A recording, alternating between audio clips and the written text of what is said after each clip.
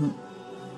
اللہ کا رسول تو آیا ہی انسان کو انسان کی غلامی سے آزاد کرنے ہے۔ پیدا ہوئے تو ابو لہب کی کنیز سویبہ آزاد ہوئی، شادی ہوئی تو برکہ کو آزادی مل گئی۔ اب آزادی کی نعمت اس غلام کے حصے میں آئی ہے۔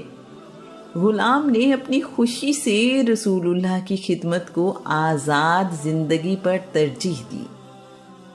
رسول اللہ کی خدمت میں کئی سال گزر گئے۔ ہر گزرتے لمحے کے ساتھ اپنے محبوب کی محبت میں گرفتار ہوتا چلا گیا۔ قبیلہ بنی کلب کا ایک قافلہ حج کے لیے مکہ آیا تو ان کی نظر غلام پر پڑی ہے۔ اس زمانے میں قبیلے کے تمام لوگ ایک ہی جگہ پر رہتے ہیں، اس لیے ایک جیسی شکلیں اور جسم بہت جلد پہچانے جاتے ہیں۔ انہوں نے دیکھتے ہی پہچان لیا۔ غلام سے والدین کے متعلق پوچھا تو ان کا شک یقین میں بدل گیا۔ قبیلہ بنی کلب کے لوگ حج سے واپس اپنے گاؤں پہنچے تو انہوں نے والد کو خوشی کی خبر سنائی کہ اس کا بیٹا زندہ ہے اور مکہ میں ایک گھر میں غلام ہے۔ غلام نے اپنے قبیلے کے لوگوں کے ہاتھ اپنے والدین کو ایک نظم کی صورت میں پیغام بھیجا ہے: میں بہت دور ہوں لیکن خدا کے گھر کے قریب، وہاں جہاں دنیا حج کو آتی ہے۔ میرا غم جس نے سب کو پریشان رکھا اب سکون میں بدل جائے کہ میں بہترین خاندان میں رہتا ہوں۔ تمام باپ اور بیٹے کریم ہیں، ماد کے خاندان میں ہوں۔ غلام کے والد پیغام سنتے ہی خوشی سے رو رہے ہیں۔ باپ بیٹے کی جدائی کو 17 سال گزر چکے ہیں۔ یہ 603 عیسوی کا واقعہ ہے۔ اپنے بھائی کو ساتھ لے کر بیٹے کا فدیہ ادا کرنے کے لیے مال و اسباب لے کر مکہ روانہ ہو گئے ہیں۔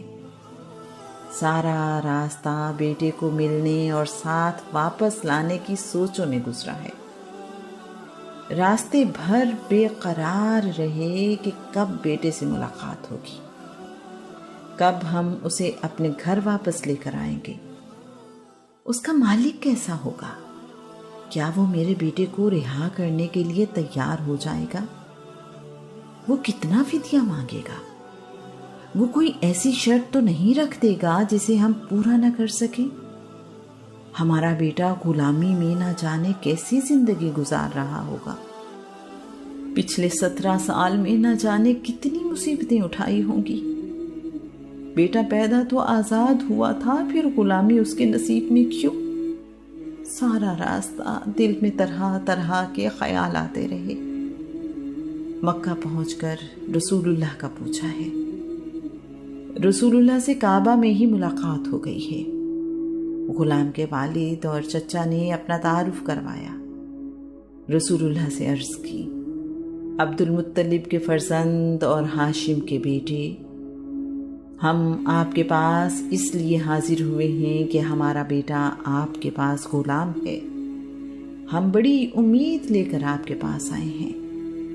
رسول اللہ نے پوچھا ہے کہ تم لوگ کیا چاہتے ہو؟ غلام کے والد کہتے ہیں: ہم چاہتے ہیں کہ آپ ہمارے بیٹے کو آزاد کر دیں، ہم اس کا فدیہ ادا کرنے کو تیار ہیں۔ بس آپ اسے آزاد کرنے کا وعدہ کر لیں اور ہمیں بتائیں کہ ہم نے کتنا فدیہ ادا کرنا ہے۔ رسول اللہ نے کہا: کیا اس کے علاوہ بھی تمہاری کوئی خواہش ہے؟